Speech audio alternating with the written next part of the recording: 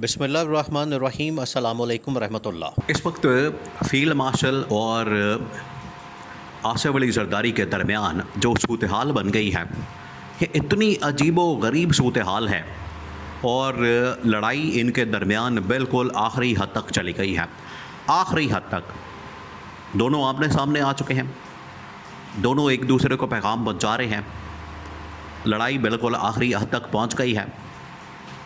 और जब भी आप पाकिस्तान की तारीख़ उठा के देख लें, जब भी सिविल लीडरशिप की लड़ाई होती है मिलिट्री इस्टेब्लिशमेंट के साथ, मिलिट्री लीडरशिप के साथ, तो हमेशा जो जीत है वो मिलिट्री इस्टेब्लिशमेंट की होती है।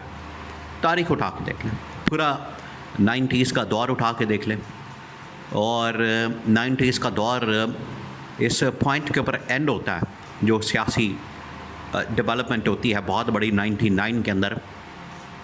मुशर्रफ और उनके साथ जो पूरी मिलिट्री कमान है वो नवाज शरीफ का तख्ता उलट के उसके गवर्नमेंट को टॉपल करके ख़ुद इक़्तिदार के ऊपर बैठ जाते हैं। वो एक अलग डिबेट है, सही क्या गलत क्या। लेकिन जब लड़ाई होती है सिविल और मिलिट्री इस्टेब्लिशमेंट में, तो मिलिट्री इस्टेब्लिशमेंट हमेशा हावी हो जाती है। तो मौजूदा सूरत हाल में भी लड़ाई इस वक्त सिविल और मिलिट्री इस्टेब्लिशमेंट के दरमियान है, और इसमें अब क्लियर कट अंदाज में ये पैगाम मिलिट्री इस्टेब्लिशमेंट की जानिब से ना सिर्फ शहबाज शरीफ को बल्कि आसिफ अली जरदारी दोनों इस वक्त देखें, ये जो शहबाज शरीफ और आसिफ अली जरदारी नून लीग और पीपल्स पार्टी हैं, आप इनको अलग मत समझें। ये ऐसा ही समझें कि ये एक सिक्के के दो रुख हैं। एक सिक्के का कि एक तरफ पीपल्स पार्टी आसिफ अली जरदारी और दूसरी जानिब शहबाज शरीफ और नून लीग।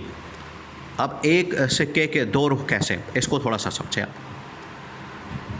एक ही लेवल की ये करप्शन करते हैं, एक ही लेवल के ये नाअहल हैं, एक ही लेवल के ये लोग करप्ट हैं, एक ही लेवल के ये लोग नाकाम हैं, एक ही लेवल के इनको बार बार चांसेस मिले हैं और इनको आजमाया गया है, इनके साथ तजर्बा किया गया है।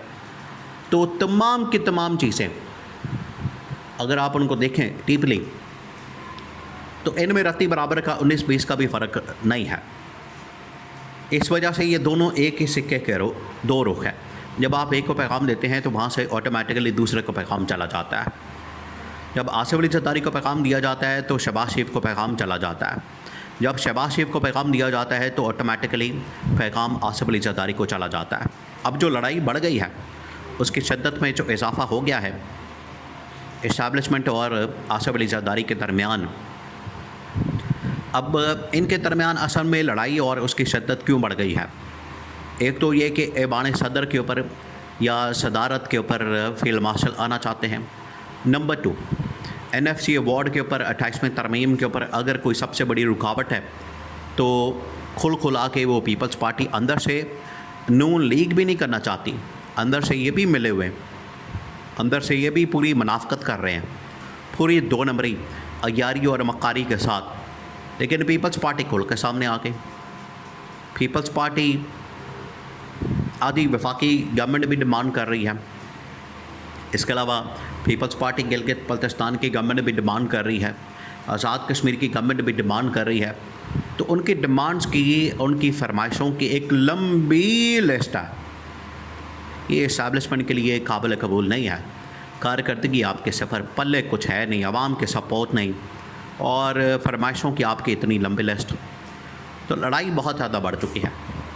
इसी वजह से फैसल वाडा को मैदान में उतारा गया, और फैसल वाडा के ज़रिए से इनका एहतसाब, इनका हिसाब किताब, इनकी अकाउंटेबिलिटी और जो पूरा फ़ाइलों का जो पलंदा, जो पूरा डाटा रिकॉर्ड नून लीग और पीपल्स पार्टी का, और किस तरीके से आज भी लंदन के फ़्लैट्स ख़रीदने का सिलसिला जारी है।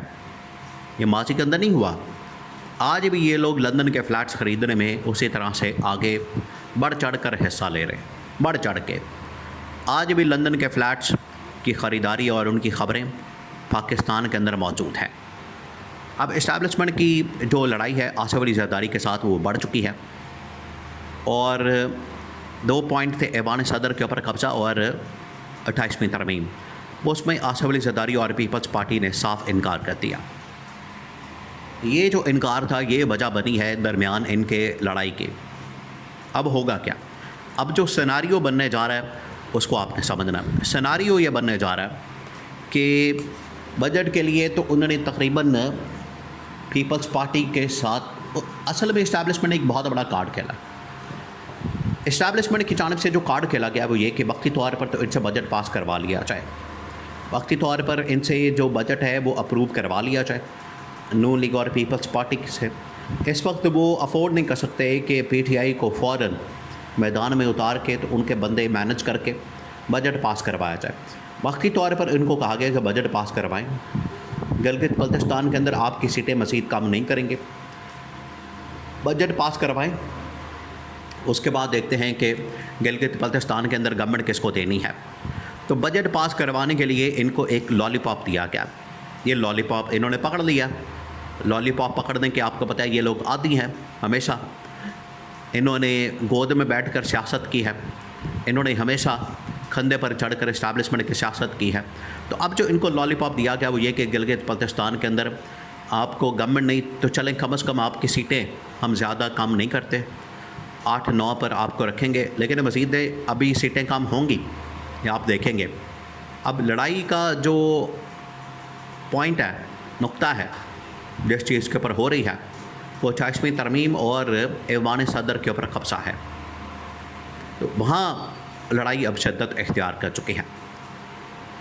अब जदल आसिम को इस बात का एहसास हो गया और उन्हें तमाम के तमाम इदारों ने भी, मिलिट्री टॉप कमान ने भी ये पैगाम दे दिया कि आपने हर सूरत में अब ऐवान सदर के ऊपर कब्ज़ा करना है, आपने हर सूरत में सदर बनना है, उसके बगैर चारा कोई नहीं, उसके बगैर गुजारा कोई नहीं।